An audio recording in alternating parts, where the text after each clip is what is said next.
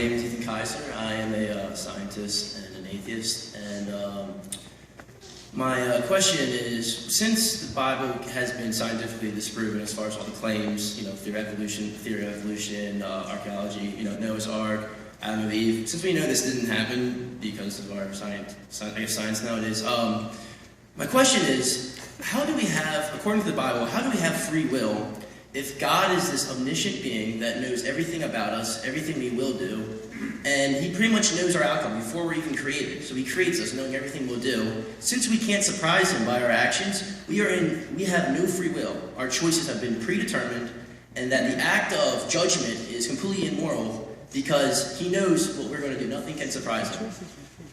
That's the question. Thank you very much for the question. I'm not sure whether I want to reply to the first bit of it or the second bit. I would want to say that I don't agree with the first bit, that the Bible has been conclusively disproven. I think that there are a number of eminent scientists, historians, archaeologists, and others who have a robust and well-respected Christian faith. Theism is not a view that is in the retreat, like sometimes we want to suppose it is. In fact, for me, part of my journey as an atheist, sort of agnostic Buddhist, when I arrived at university to study philosophy, became president of the Philosophy Society at the university that I was at, I expected to see within philosophy that atheism, naturalism was mopping up and that the battle would be over. In fact, the incredible thing that I saw was that theism was not only a widely respected view within philosophical reflection and investigation across the Western world, but that it was also a view that was in the resurgence. During the 1960s and 70s, we had the Death of God movement, and it looked like theism was going to be pounded into the ground by naturalism, or by atheism. And in fact, what happened was that some of the fundamental questions, the presuppositions of scientific inquiry, the reliability of the mind, for example, the failure of the project of philosophical ethics to provide sufficient grounding for moral values, raised new questions about the nature of what science could answer and what theism could answer. And I would say that the theistic worldview is still very much credible, and those stories and illustrations that you mentioned would have credible and compelling, not only philosophical but scientific responses to them as well. So that's the first thing I want to say. The second part of it, if you'll remind me, was free will, yes. Now, I think that there's a danger that we think that God's foreknowledge means foredetermination, predetermination. It doesn't seem to me to be a necessary connection to say that because God sees the way that we're going to make choices, that therefore we're not free in making those choices. It depends what action God takes on the basis of that foreknowledge. It's not a necessary connection to say that because God sees what is going to happen, that therefore we're not free in some way. There is, as you, I think, put your finger on, a question of, okay, well, if God is in control of the world, then how can human beings be free? And this is a tension that theologians and others have recognized and are wrestling with. And the way that I begin to hold that together in my mind is that I think it's a bit like a river, where you have one riverbank that is human freedom, another riverbank that is divine sovereignty and God's overarching control. There's a raging torrent between the two, and we see both human freedom and divine sovereignty in operation at the same time. So I hope that's a beginnings of a reply to what you've raised. I think that I would say that the battle, or the same tension between determinism and freedom also exists within naturalism as well. We have dispensations and inclinations and longings that are out of our biology or out of our history or out of our genetics, and at the same time as that, we think that we're free. I would want to argue that actually libertarian free will falls most naturally from a theistic worldview as well, and if we want to talk about freedom, then we need to recognise that that everyday view of freedom, where we see ourselves as free, doesn't necessarily follow from a closed mechanical system where everything is determined. After all, if we are simply biomechanical machines, how do you know that the very question that you pose to me isn't a result of a large chain of chemical reactions and processes, even to the point of compelling you to agree or disagree with the answer that I've given? No.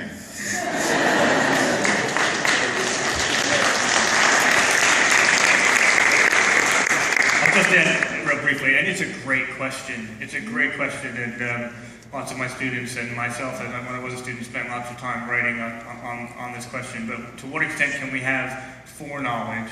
Can anyone have foreknowledge if people are free? And I just find this a bit helpful. That actually we also can sometimes foreknow the free actions of each other. If I give you the option of having pizza or a rat for dinner, I'm pretty confident I know each one of you well enough, just from tonight, that you're going to choose the pizza. You're going to do so freely. I haven't in any way causally determined your action. I know enough about you to tell you that. If I know someone better, then I can foreknow more about them. Sometimes Tom and I might be hanging out, and my goddaughter, his daughter, Mia, will be doing things, and Tom might say, watch this, watch this. And because he knows Mia so well, he knows what she's about to do. Not because he's causing her to do it, but because he knows her so well, he knows how she will freely act. Okay, likewise, in my family, sometimes you're around the dinner table and you just know the words that are going to come out of someone's mouth, especially if the Yankees are losing, then you definitely know which words are coming. So just to say, I find that a bit helpful, because I think it's because, as a Christian, I think that God knows each one of us so intimately that, like us, he can have foreknowledge of ways that we would act freely, but even to such a greater extent. So that's just the beginnings of an answer, but I hope it's a bit helpful.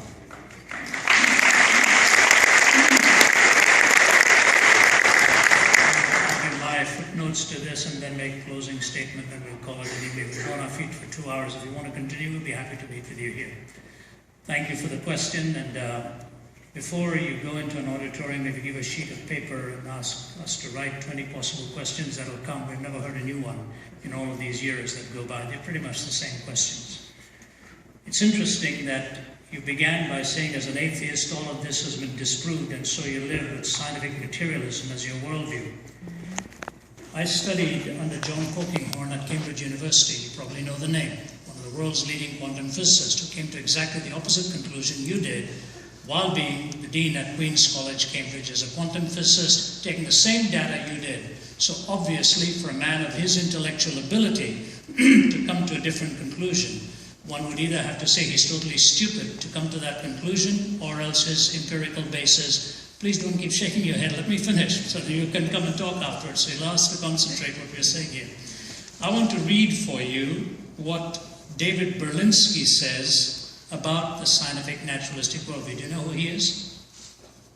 One of the world's leading physicists, who is an agnostic, borders on atheism, but took issue with Richard Dawkins's book, The God Delusion, and wrote a book called The Devil's Delusion. Here's what he said. Has anyone ever provided proof of God's inexistence? Not even close. Has quantum cosmology explained the emergence of the universe or why it is here? Not even close. Have the sciences explained why our universe seems to be fine-tuned to allow for the existence of life? Not even close. This is Berlinski talking. Are physicists and biologists willing to believe in anything as long as it is not religious thought? Close enough. Has rationalism and moral thought provided us with an understanding of what is good, what is right, and what is moral? Not close enough. Has secularism in the terrible 20th century been a force for good? Not even close to being close. Is there a narrow and oppressive orthodoxy of thought and opinion within the sciences? Close enough. Does anything in the sciences or in their philosophy justify the claim that religious belief is irrational? Not even in the ballpark. Is scientific atheism a frivolous exercise in intellectual contempt? Dead on. I didn't say that. Right? I'm not quoting myself. Please give me your name, sir. Ethan? Yes. Ethan, what you're wrestling with is not uncommon. Many people from a scientific and materialistic worldview will say what you've said and come to that conclusion. The problem is what you mispositioned was your concern between determinism and free will. Your application could have gone in many different directions, but you came to that one for some reason, which I was unfortunate, I think. At Cambridge, I listened to a talk at the Lady Mitchell Hall in 1990 by Stephen Hawking. As you know, he can't speak, he uses a speech synthesizer. His whole talk was on determinism and freedom. And you know what he concluded? That the tragedy with scientific materialism, if we take its assumptions, is that we are not free, we are totally determined. That was the world's leading physicist of that time saying, the very thing you're asking of the Christian faith, he pinned on your backs as scientific materialists. You can go right online and trace it. Lady Mitchell Hall, 1990, somewhere around March, April, May, at that time, I was in attendance. And he said, the only escape I have is since I don't know what has been determined, I may as well not be. The whole auditorium moaned and groaned with an escape hatch that he gave for himself after telling us that we were completely determined. That's Berlinski's issue. That is actually even what people like Dawkins will concede, or Pinker. You read Steven Pinker and the others. So totally determined. So the question is, were you free to ask this question? Yeah. I don't believe any of us actually have free will because we are strictly material. So you're actually, as a machine automaton, asking me this question? We are all made up of our past experiences. Okay, but you're not free then. You're not free. You're not making a truth statement. A true statement. I mean, what I'm saying is our memories and our states. No, hear me carefully. Okay. If you're totally determined, Yes. you're pre-wired to think the way you do. Nature versus nurture. Yes. Sorry? Nature versus nurture. Nature versus nurture. Yes. Regardless, the nurture may provide a different environment, but the nature is you're hardwired to come out with a certain conclusion. Out of flux, nothing but flux. You know, what you put into the computer, ultimately it's going to come out. But you have to ask yourself, are you making a truth claim? If you are making a truth claim, you're rising above the bondage of total subjectivity. And the moment you claim a truth claim, you're violating determinism. And so I just leave you with that, and let's meet afterwards. Hey, Ethan, we want to chat with you. You know, you're the kind of guy we come here for. So afterwards,